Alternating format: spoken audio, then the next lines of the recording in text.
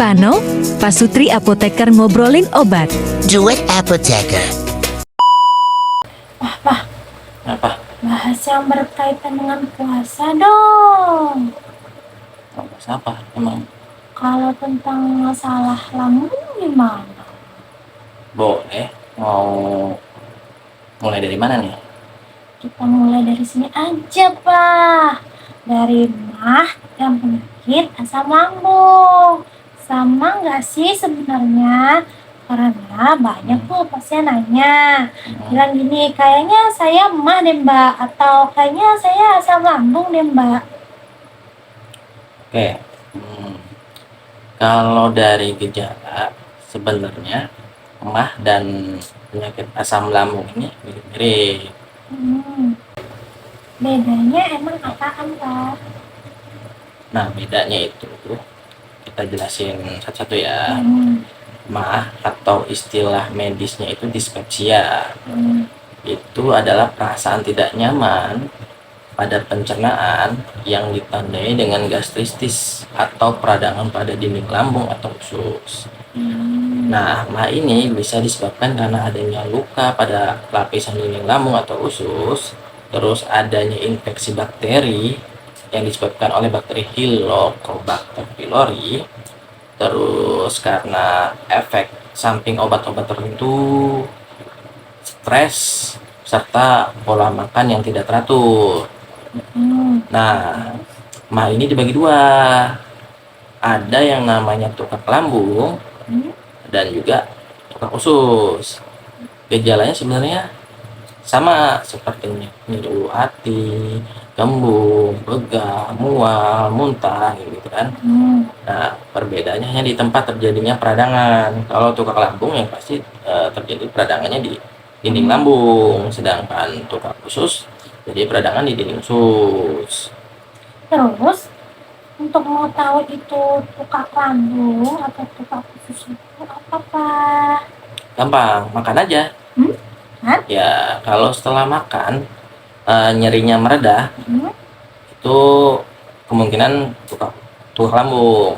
Nah, kalau setelah makan nyerinya tidak meredah, itu kemungkinan besar tukak usus. Tapi untuk pastinya tentu harus diperiksa lebih mendalam oleh dokter ya. Oke, tadi kan sakit mah tuh. Terus kalau sakit asam lambung apa? Nah, kalau sakit asam lambung ini itu adalah kondisi di mana asam lambung itu naik hingga ke kerongkongan yang disebabkan karena otot bawah kerongkongan itu melemah. Istilah medisnya itu gastroesophageal reflux disease atau disingkatnya GERD. Nah, biasanya GERD ini terjadi pada lansia, orang dengan obesitas, terus perokok, orang yang sering berbaring atau tidur setelah makan, serta pada ibu hamil juga bisa mengalami GERD. Terus gejalanya apa kalau GERD itu? Gejalanya mirip-mirip kayak mah tadi, kan? Tapi ada gejala khasnya tuh, yaitu heartburn namanya. Heartburn itu suatu sensasi panas seperti nyeri dan terbakar pada area dada hingga di kerongkongan, serta ada rasa asam biasanya di area belakang mulut. Karena kan asam lambungnya naik tuh, jadi dia berasa asam tuh di belakang mulut gitu. Terus obatnya apa, Pak, untuk pemadanan asam lambung ini? Obatnya itu pertama itu antasida. Nah, antasida itu cara kerjanya itu menetralkan asam lambung. Contoh obatnya banyak tuh, berseliweran di iklan-iklan pas puasa yang hijau-hijau yang gambar lambung kan.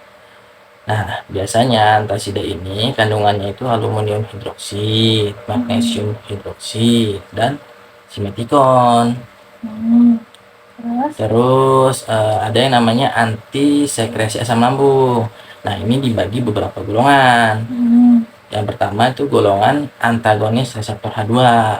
Cara kerjanya itu dia berkompetisi dengan histamin pada reseptor H2 sehingga mengurangi sekresi asam lambung. Contoh obatnya ranitidin, famotidin, simetidin, yang tamudin ya. Terus ada lagi golongan penghambat pompa proton. Nah, cara kerjanya dia itu menghambat pengeluaran asam lambung dengan menutup ujung pompa keluarnya asam lambung.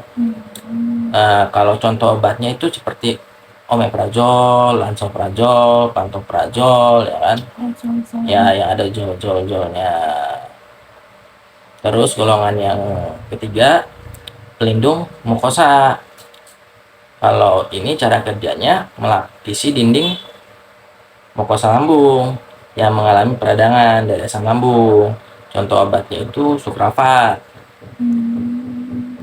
Terus ada golongan namanya prokinetik.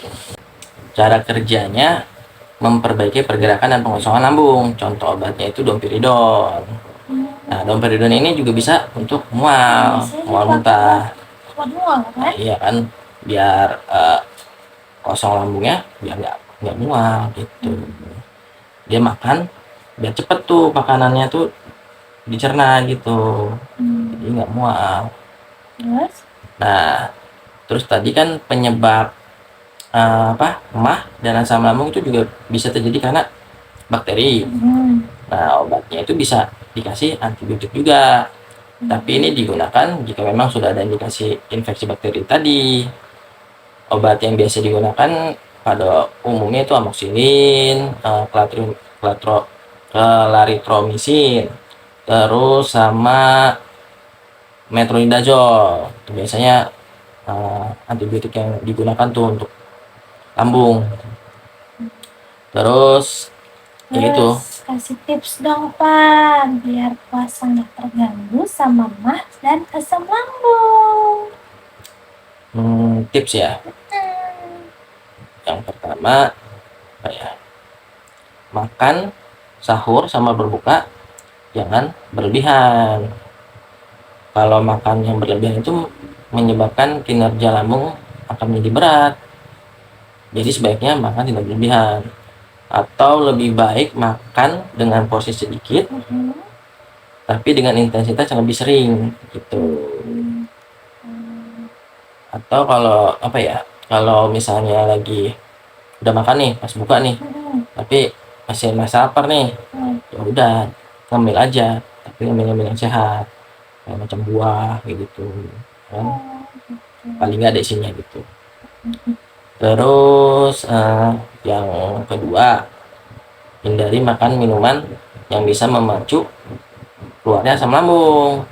Apa itu sebenarnya? Ya, seperti makanan pedas, makanan terlalu asam, yang berminyak, serta minuman yang bersoda dan beralkohol. Tapi kalau orang puasa mah mungkin ya minum alkohol ya. Gorengan itu berminyak-minyak kan. Terus yang ketiga nih, balikan dengan yang tadi tuh, kalau tadi menghindari, ini harus makan makanan yang bergizi serta tinggi serat. Nah, kalau makanan yang bergizi, apalagi yang tinggi serat, itu akan membantu kinerja lambung. Jadi pencernaannya lancar ya. Pencernaannya lancar, dan saluran pencernaan juga dengan bekerja dengan lebih baik kan kalau ada serat tadi gitu. Terus yang keempat, minum air mineral tuh yang cukup selama puasa. Dengan meminum air mineral juga dapat membantu kinerja lambung dan saluran pencernaan juga. Dan yang terakhir apa ya? Yang terakhir nih, kelola stres. Tadi kan penyebab meningkat asam lambung juga kan stres. Nah, ini harus dikelola stres itu biar ya asam lambung nggak terpicu juga gitu. Harus dihindarilah stres lah kalau bisa mungkin ya. Ya namanya hidup ya, pasti pekerjaan pasti juga tekanan ya, stres, tapi ya itu harus dikelola gitu. Gimana caranya mengelola stres gitu. Oke deh Pak, makasih ya penjelasannya yang bermanfaat. Ya, sama-sama, semoga dapat bermanfaat ya. Oke. Nah, Siapa nih sobat yang baru tahu bedanya emah dan sakit asam lambung? Tulis di kolom komentar ya. Nah, dan jika sobat suka nih video kami, jangan lupa like dan subscribe, serta share video kami. Jika sobat merasa video kami bermanfaat, dan jangan lupa nyalakan lonceng notifikasinya, supaya sobat nggak ketinggalan video kami yang lainnya yang bermanfaat tentunya. Terima kasih telah menonton. Assalamualaikum warahmatullahi wabarakatuh. Tanya obat. Tanya apa